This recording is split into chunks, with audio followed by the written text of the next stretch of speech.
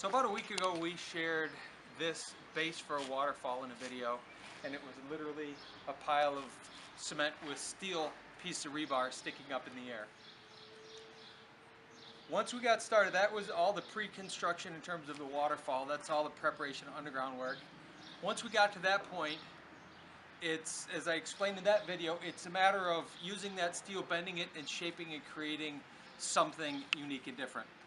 So in our case, what we did was the homeowner here wanted a high drop so that they could jump off of it. The kids could jump off it. They'd seen a video of me doing a backflip off of one of our waterfalls that had a grotto, and with the grotto it was very easy to create that elevation because there's an opening you have to go through. In this case there's no grotto, but we needed to try to create that elevation, which means a little bit more elevation is a bigger drop, which means we need more water. And what we could have done is just put a pile of boulders in there and just create a big pile and the water come off of that. But it wouldn't be very interesting. So instead we decided to get a little more architectural. We added some brick elements to pull from the house, because around this side of the project we're tying into the house. We found a brick that matches somewhat. It's not perfect, but that won't really matter. And once we have steps going up through here, it'll tie the whole waterfall to the retaining wall, this existing wall that's here. So we used the element of brick and then shape to create something a little bit different, so that once the large sheet of water is coming off of the top elevation here, and it's the same spot, a nice flat surface for the kids to be able to jump off of.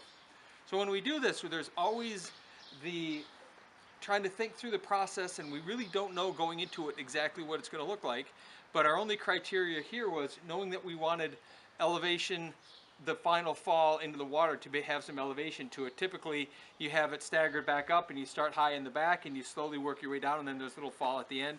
We had to stay high the whole way, so we have just a few small transitions and then one major drop, and then we have some drops around this side to make it interesting, because again you have to think about what angles, where are you looking at this from, what are the viewing angles, what is the sound echo chamber, where are you going to hear this. So part of our challenge was making sure that from the patio they were also able to see the waterfall, not just from the far end of the pool. So that's why we designed it so there's an element of water coming this way and then water straight down, and then on the far side we have a slide.